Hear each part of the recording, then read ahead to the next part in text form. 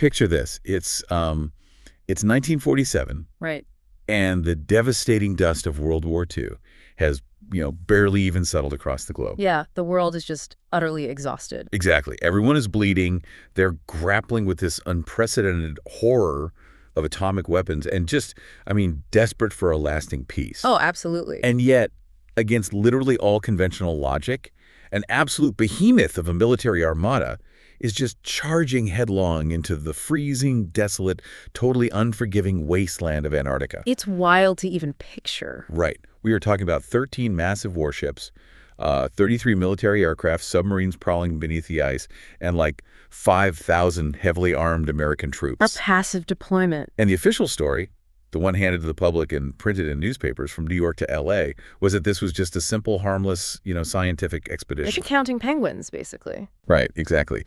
But the reality, well, according to a deeply intricate and honestly bizarre web of alternative historical documents, declassified whispers, and this supposedly suppressed diary we are exploring today, yeah, is that this massive fleet was actually heading into an unprecedented, highly classified, and entirely secret war. So, welcome to the deep dive. Glad to be here. Our mission today for you is a wild one. We are unpacking a fascinating set of claims detailed in our source material about a hidden, highly advanced civilization beneath the Antarctic ice. A group referred to in these texts as Aryans, or like an ancient extraterrestrial presence, alongside a secret Nazi sanctuary known as Base 211. And of course, the true classified purpose behind what the U.S. military officially dubbed Operation Highjump.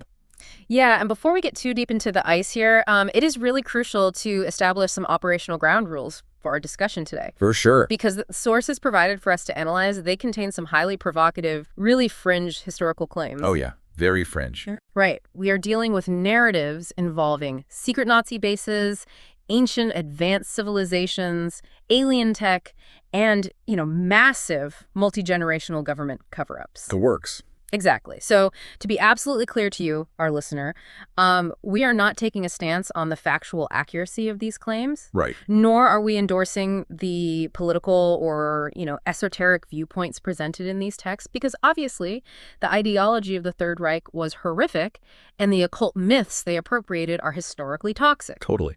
So our job today is just to impartially unpack this fascinating narrative as like a piece of complex lore.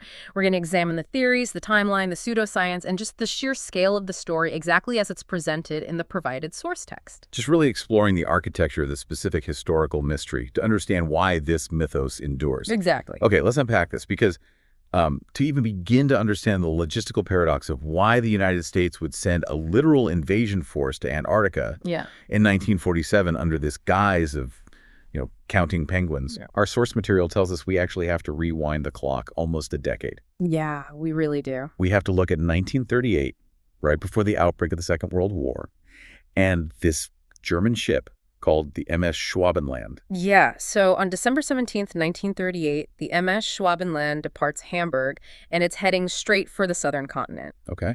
Now, the official public-facing objective of this expedition was, ostensibly economic and scientific. Whaling, right. Exactly. The Germans claimed they were just securing a whaling station to provide fat and resources for the German populace, while simultaneously mapping the territory. Right, makes sense on paper. Sure. However, the source material explicitly frames this expedition very differently. It posits that the true, highly classified mission, which was driven by the Nazi elite, was actually to locate a lost, incredibly advanced civilization. Wow. Yeah, these beings, who are referred to in the esoteric texts of the era as Aryans, were believed by certain higher-ranking occultists within the regime to have been hiding in a subterranean sanctuary in Antarctica for thousands of years. Wait, hold on. Yeah. A modern industrial nation that is literally on the brink of global war is sending a massive ship to the end of the earth to find a mythological underground kingdom. I know, it sounds crazy. Like, what is the actual historical mechanism that makes a government fund something so seemingly insane? Well, to understand the why behind this expedition, you actually have to look at a very real historical organization known as the Armada. Okay. This was a pseudoscientific institute founded by Heinrich Himmler, who was, the head of the SS. Right, right. And the Armada's sole purpose was to research the archaeological and cultural history of the supposed Aryan race. Ah, all right. Because the Nazi regime fundamentally believed that they were the descendants of this divine, ancient master race that had somehow lost its power through mixing with other populations. Wow. That's incredibly dark. It really is. And they were just obsessed with myths like Hyperborea or Ultima Thule, which are these legendary perfect civilizations supposedly situated in the extreme north or south. So they were basically looking for magic. Essentially, yeah. What's fascinating here is how the source frames this. They believed that if they could find the original uncorrupted ancestors, or even just the ancient technology they left behind, it would do two things. What were they?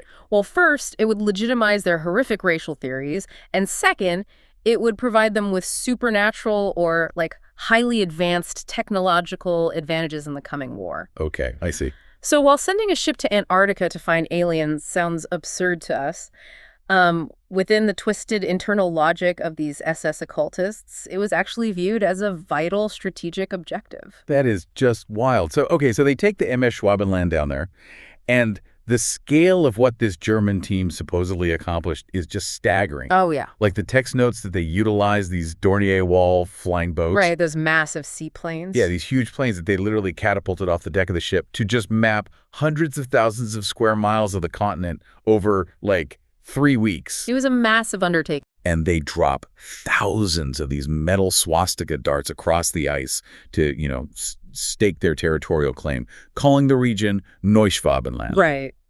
But here is the critical moment in the lore. During one of these aerial recon flights, about 150 miles inland from the coast, they find something that just defies the laws of nature. Yeah, this is where it gets weird. The source calls it the Arctic Oasis. The visual description provided by the text is really jarring here. I mean, imagine a pilot flying over just an endless, blinding expanse of jagged white ice. Just miles of nothing. Right, where temperatures are regularly dropping to negative 50 degrees, and then suddenly the terrain breaks. Just out of nowhere. Exactly. Below them is this 300 square mile area that is completely devoid of ice. Wow. The source describes lush green grass, deep valleys blanketed in a warm mist, and lakes filled with liquid, warm water. That's impossible. It is a complete environmental anomaly right in the heart of the most hostile environment on Earth. That is basically the equivalent of, opening a commercial chest freezer in a butcher shop and finding a fully functioning, sun-drenched terrarium with hummingbirds inside. That's a great way to picture it, yeah. I mean, from a thermodynamic standpoint alone, how is the lore even attempting to explain a 300 square mile tropical resort existing in an environment that should, instantly flash freeze it? Well, the narrative actually introduces a fascinating piece of pseudoscience right here, kind of bridging natural geology with extreme technological asymmetry. Okay, lay it on me. Initially, the German scientists on the expedition supposedly theorized it was purely geothermal. Like a volcano. Right, because Antarctica is highly volcanically active. Mount Erebus is a famous active volcano there even today. Oh, right, sure. So the idea was that a massive subterranean magma chamber was just venting heat to the surface, creating this localized microclimate. Okay, that almost sounds plausible. Almost, right. But the source material quickly abandons the purely natural explanation. Of course it does. It claims that when German ground teams actually hiked inland to explore this oasis, they discovered it wasn't just a freak geological occurrence. They found a massive, artificial cave entrance. No way. Yes. The advanced civilization they had been seeking had actively terraformed this pocket of the South Pole. Terraformed Antarctica. Exactly. They were supposedly tapping into the planet's geothermal energy network, but not just for heat. They were using it to power these immense atmospheric shields and regulators that kept the brutal Antarctic weather completely at bay. Wow. And this is really where the narrative crosses the Rubicon. It goes from a weird geographical anomaly into full-blown alternative history. Completely. Because the German military and government, they don't just observe these beings, they actually make contact. Right. According to the text, the Nazis and this ancient, hyper-advanced civilization realize they have, overlapping interests. Which is terrifying. Yeah, and they collaborate to construct this massive, hidden, subterranean installation. and they name it Base 211. Yeah, the construction of Base 211 represents this weird melding of human industrial desperation with what the text frames as, ancient extraterrestrial or inner Earth engineering. Right. The Germans allegedly began funneling massive amounts of resources, mining equipment, and highly specialized engineering teams via U-boat convoys down to the Antarctic coast, moving them all inland to this oasis. Just secretly shipping a whole city down there. Pretty much. And the narrative suggests the advanced civilization provided the architectural blueprints and the tunneling tech. Like what kind of tech? Well, machines capable of basically melting solid bedrock and turning it into structural glass, essentially building this sprawling, impregnable fortress city miles beneath the ice. That sets an incredibly ominous stage for everything that follows. Because, we know what happens in the real world. Yeah. Fast forward to 1944 and 1945, and the Third Reich is collapsing. Mm-hmm. The war is entirely lost for Germany. Definitively. So we move from the ambitious, secretive establishment of Base 211 in the late 30s to the chaotic, just desperate final days of World War II. Right. And suddenly, this high-tech ice bunker shifts from being a bizarre archaeological research project to, the ultimate existential fallback plan for the highest echelons of the Nazi regime. Exactly. Because as the Soviet army pushes in from the east and the Allied forces from the west, the source claims that a meticulously planned exodus was executed. They were bailing out. Right. High-ranking Nazi officials, elite scientists, and crucial pieces of esoteric tech were systematically loaded onto these heavily modified U-boats. Which U-boats? The U-boat class XE1, which, by the way, were actually real, highly advanced submarines capable of remaining submerged for unprecedented durations. Wow, okay. Yeah. But their destination wasn't some rat line to Argentina or Spain like we usually hear about. Right. It was Base 211 in Antarctica. And to really ground this wild escape narrative, the source brings in a very specific, historically verifiable figure, right? Hans Kammler. Yes. Kammler is key. Now, for you, the listener, who might not be deep into World War II history, Kammler wasn't just some battlefield general. He was a notorious, incredibly high-ranking SS officer who oversaw the entirety of Hitler's secret weapons program. He was a monster, but a very connected one. Exactly. This is the man who ran the Mittelwerk underground facility. He was in charge of the V-2 rockets raining down on London, the development of the first jet fighters like the Me-262, and just all the real bleeding-edge, desperate technological gambles of the dying Reich. Yeah. Kammler is the perfect historical anchor for this mythos. He was an architect, an engineer, and a man possessing just absolute ruthless control over the most advanced classified military technology on the planet at that time. He had everything. He had access to every blueprint, every prototype, and every top-tier scientist in Germany. Yeah. And the source ties Kammler directly to an incredible piece of aviation technology, which was the Junkers Ju-390. Okay, what was that? This was a real prototype. It was a 6-engine, heavy, long-distance aircraft designed as part of their America Bomber project. Oh, wow. Yeah. The goal of that project was literally to create a plane capable of taking off from Germany, flying all the way across the Atlantic, bombing New York City, and returning without ever needing to refuel. Which is a completely terrifying concept for 1945. Truly terrifying. And the text emphasizes that this plane had a massive flight range of over 4,000 miles, maybe even more, depending on the payload. Great. But crucially, the historical record states that only 2 of these prototypes were ever successfully built and flown. And this is exactly where the historical record abruptly stops, which allows the source material to seamlessly weave in its narrative. Right into the gaps. Right.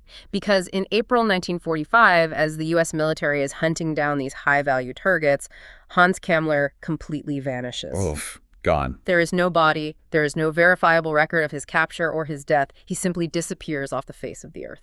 Unbelievable. So the source claims he commandeered one of the 2 existing Ju-390 prototypes, loaded it with the most critical personnel and blueprints he could gather, and just fled. And where did he go? Well, this is the massive clue the source drops.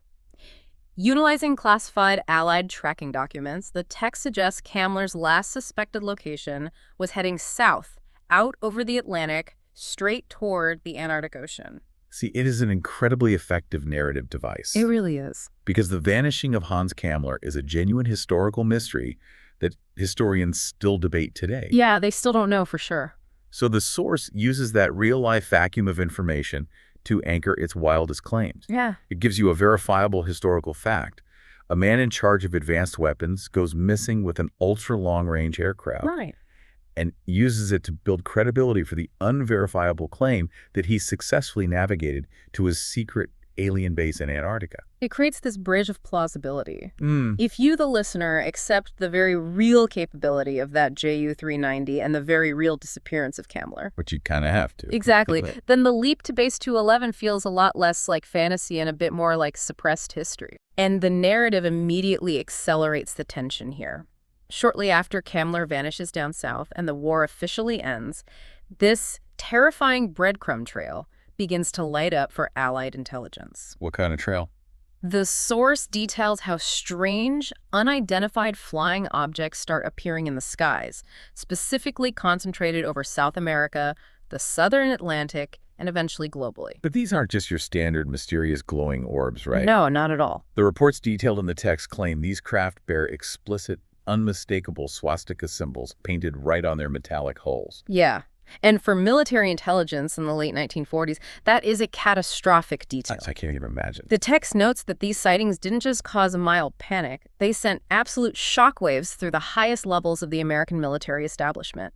They were meticulously logging these sightings, analyzing the flight paths, the speed, the maneuverability of these craft. I mean, let's just put ourselves in the room with an American intelligence officer in Washington, D.C., circa 1946. Yeah. You're mapping out these sightings of swastika-branded UFOs. You connect the dots back to the missing head of the Nazi secret weapons program, Hans Kamler. Right. Then you pull the dusty pre-war intelligence files from that 1938 Schwabenland scientific expedition. And you realize they were mapping an area that shouldn't exist. Exactly. Suddenly, all the puzzle pieces snap together, and the picture they form is literally the ultimate geopolitical nightmare. The realization, as it's framed by the text, is profound and horrifying. The United States realizes they have not entirely defeated the Third Reich. They just winged it. Right. The regime didn't die. It amputated its dying body in Europe and transplanted its brain, its elite scientists, its most ruthless commanders, its most experimental tech to an impenetrable sanctuary. Wow.